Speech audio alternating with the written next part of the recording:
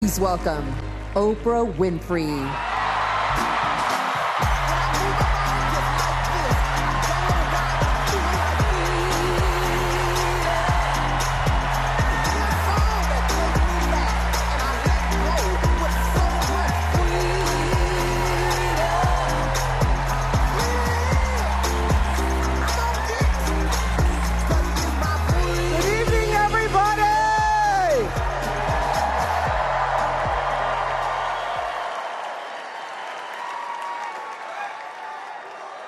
Who says you can't go home again?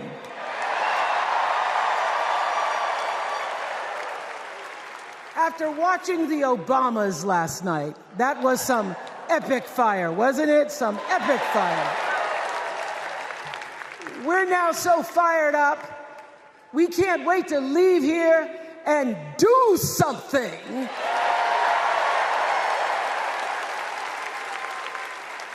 And what we're going to do is elect Kamala Harris as the next president of the United States.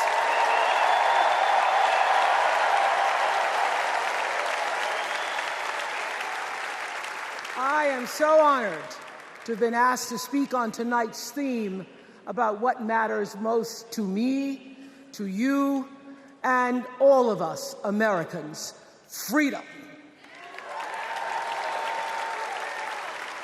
There are people who want you to see our country as a nation of us against them, people who want to scare you, who want to rule you, people who'd have you believe that books are dangerous and assault rifles are safe, that there's a right way to worship and a wrong way to love, people who seek first to divide and then to conquer. But here's the thing. When we stand together, it is impossible to conquer us.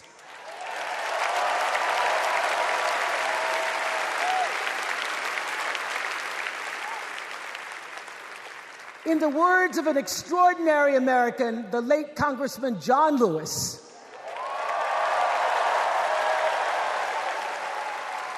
he said, no matter what ship our ancestors arrived on, we are all in the same boat now. Congressman Lewis knew very well how far this country has come because he was one of the brilliant Americans who helped to get us where we are. But he also knew that the work is not done. The work will never be done because freedom isn't free. America is an ongoing project. It requires commitment. It requires being open to the hard work and the heart work of democracy. And every now and then, it requires standing up to life's bullies.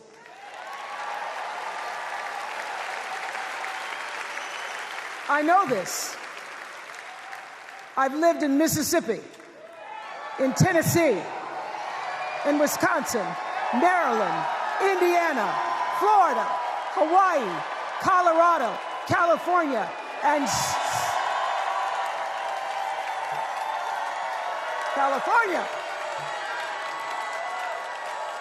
sweet home Chicago, Illinois.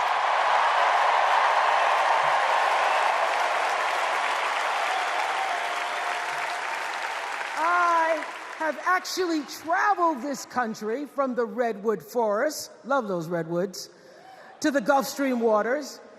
I've seen racism and sexism and income inequality and division. I've not only seen it, at times I've been on the receiving end of it.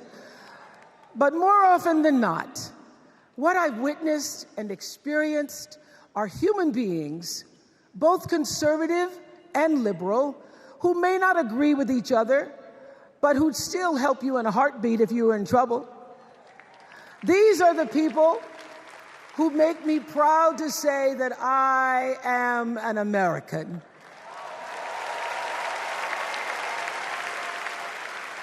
They are the best of America. And despite what some would have you think, we are not so different from our neighbors. When a house is on fire, we don't ask about the homeowner's race or religion.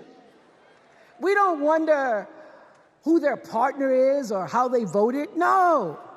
We just try to do the best we can to save them. And if the place happens to belong to a childless cat lady,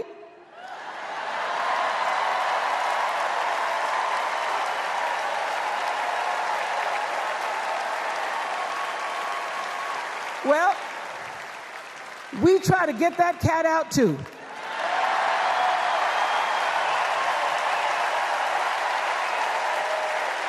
Because we are a country of people who work hard for the money. We wish our brothers and sisters well, and we pray for peace. We know all the old tricks and tropes that are designed to distract us from what actually matters, but we are beyond ridiculous tweets and lies and foolery. These are complicated times, people, and they require adult conversation. And I welcome those conversations because civilized debate is vital to democracy, and it is the best of America. Now, over the last couple of nights, we have all seen brave people walk onto this stage and share their most private pain.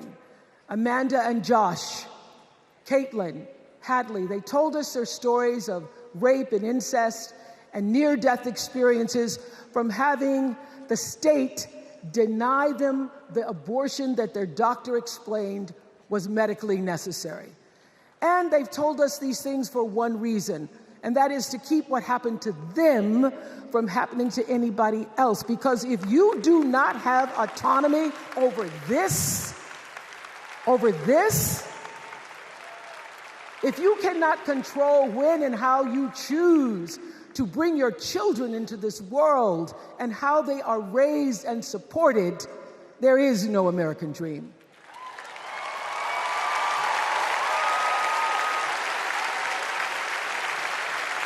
The women and men who are battling to keep us from going back to a time of desperation and shame and stone cold fear, they are the new freedom fighters. And make no mistake, they are the best of America.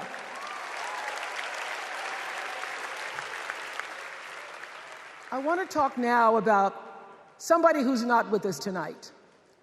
Tessie Prevost Williams was born in New Orleans not long after the Supreme Court ruled that segregated public schools were unconstitutional. That was in 1954, same year I was born. But I didn't have to head to first grade at the all-white McDonough 19 school with a U.S. Marshal by my side like Tessie did. And when I got to school, the building wasn't empty like it was for Tessie. You see, rather than allowing McDonough to be integrated, parents pulled their kids out of the school, leaving only Tessie and two other little black girls, Gail Etienne and Leona Tate, to sit in a classroom with the windows papered over to block snipers from attacking their 6-year-old bodies. Tessie passed away 6 weeks ago. And I tell this story to honor her tonight because she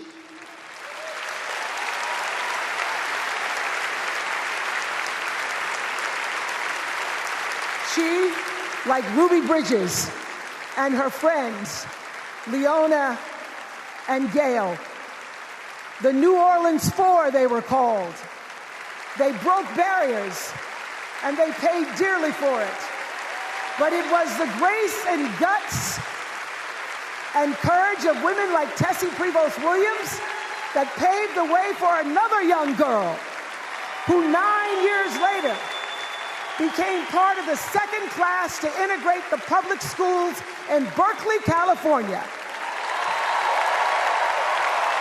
And it seems to me that at school and at home, somebody did a beautiful job of showing this young girl how to challenge the people at the top and empower the people at the bottom. They showed her how to look at the world and see not just what is, but what can be. They instilled in her a passion for justice and freedom and the glorious fighting spirit necessary to pursue that passion. And soon, and very soon,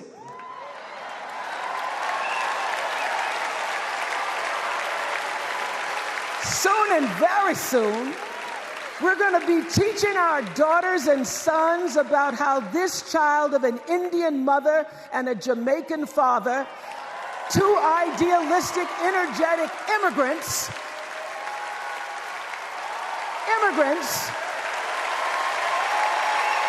how this child grew up to become the 47th president of the United States.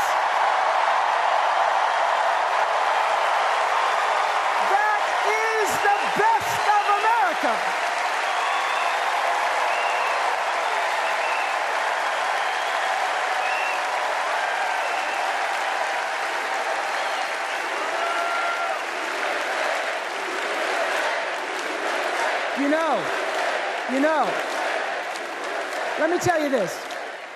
This election isn't about us and them. It's about you and me and what we want our futures to look like. There are choices to be made when we cast our ballot.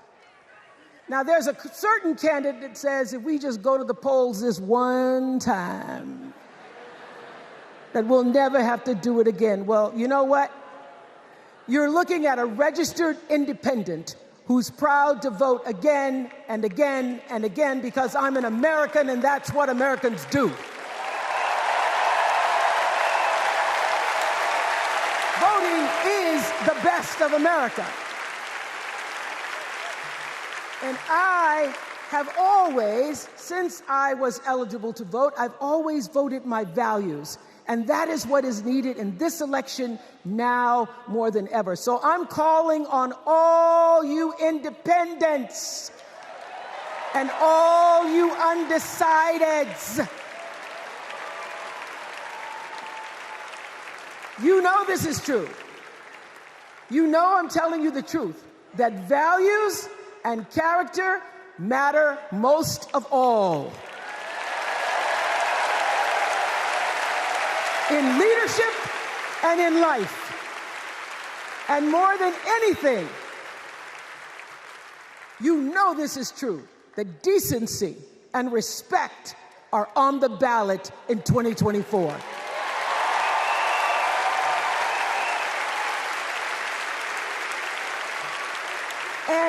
And just plain common sense.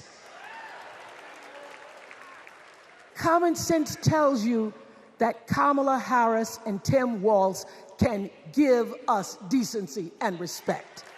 They're the ones that give it to us. So, we are Americans. We are Americans. Let us choose loyalty to the Constitution over loyalty to any individual. Because that's the best of America. And let us choose optimism over cynicism, because that's the best of America. And let us choose inclusion over retribution. Let us choose common sense over nonsense.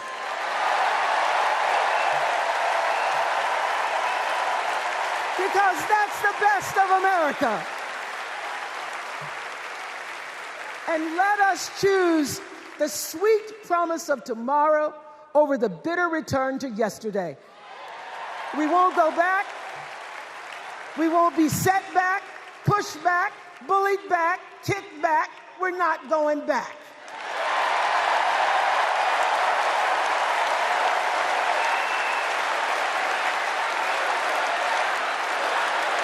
Not going back. We're not going back. So, let us choose. Let us choose truth. Let us choose honor. And let us choose joy.